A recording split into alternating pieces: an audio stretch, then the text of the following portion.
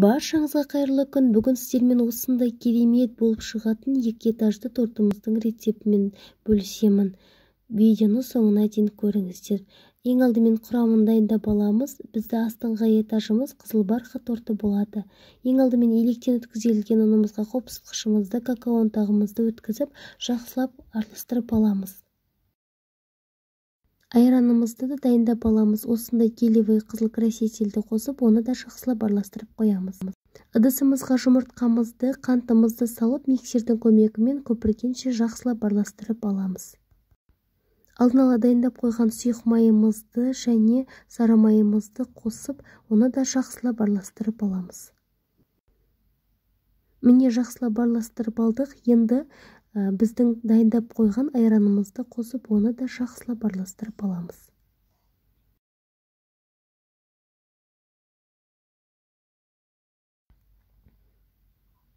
Алдын ала електен өткізіліп қойған ұнымызды да 2 бөлікке бөліп, салып, жақсылап араластырып аламыз.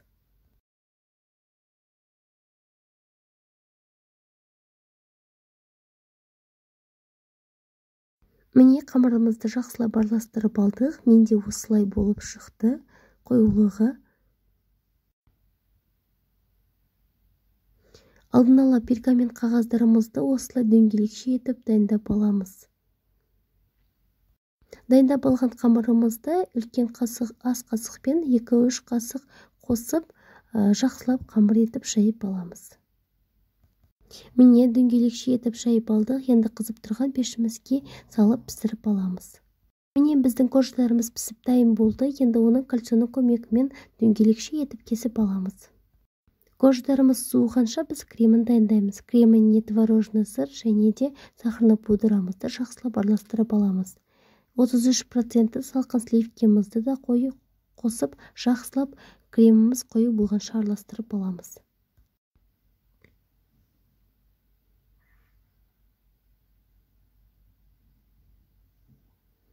Міне креміміз осылай қою болуы керек. Осылай қою болғанша араластырып аламыз. Суып дайын болған корждарымызды енді жинастырып бастаймыз. Алдын ала подложкемізге кремімізді жағып, коржымызды қойып жайғастырып аламыз. Оның үстіне кольцомызды қоямыз және де астына пленкасын салып дайындап аламыз.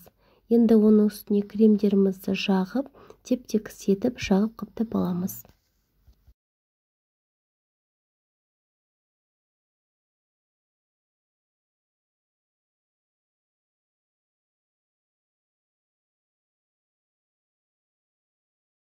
Міне дәл осы видеодағындай коржымызды салып, кремдерімізді теп-тегіс етіп қаптап аламыз.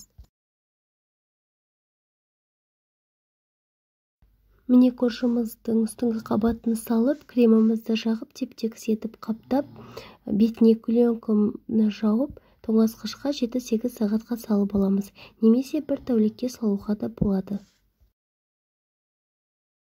Екінші тортымыз шоколадты коржды торт болады. Алдын ала керекті заттарды дайындап аламыз. Електен өткізілген ұнымызға қопсытқышымызды және какао ұнтағымызды електен өткізіп, жақсылап араластырып дайындап аламыз. Енді тәтті айранымызға қара краситель қосып, оны да жақсылап араластырып аламыз. Енді жұмыртқамызды, қантымызды қосып, миксердің көмегімен араластырамыз. Және сары майымызды, сұйық майымызды қосып, оны да жақсылап араластырып аламыз. Алдын ала дайындап алған айранымызды қосып, оны да жақсылап араластырып аламыз. Енді електен өткізілген ұнымызды да қосып, оны да әдемі етіп араластырып аламыз. Міне қамырымыз осылай қою болуы керек. Алдын ала пергамент қағазын дөңгелекше етіп сызып аламыз және де дайын тұрған қамырымызды үлкен ас қасықпен 2-3 қасық салып дөңгелекше етіп 180 градуста пісіріп аламыз. Міне корждарымыз пісіп дайын болды. Кольцоның көмегімен дөңгелекше етіп кесіп аламыз. Мен алдын ала 2 тортқа жететіндей етіп крем дайындап алдым. Енді сол кремімізбен корждарымызды жинаймыз. Корждарымызды жинау үшін кольцо және ацет пленкасына әдемілеп жинап бастаймыз. Коржымызды салып, үстінен кремімізді жағып, тегістеп қаптап шығамыз. Барлық корждарымызды осылай жасап аламыз.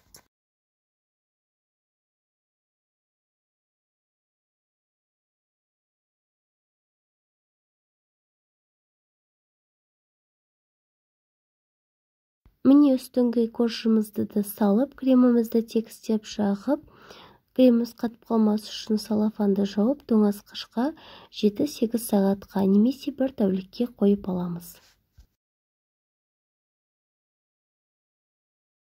Торттарымыздың сыртын қаптау үшін кремімізге сары түсті гелевый краситель қосып дайындап алдым. Енді төменгі этаждағы қызыл бархат тортын шығарып, оны жақсылап креммен қаптап аламыз.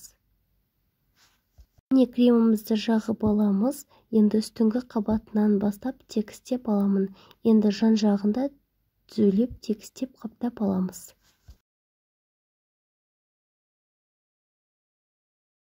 Міне тортымызды тегістеп қаптап қалдық. Енді екінші тортымызды шығарып, оны да тегістеп әдемілеп қаптап аламыз.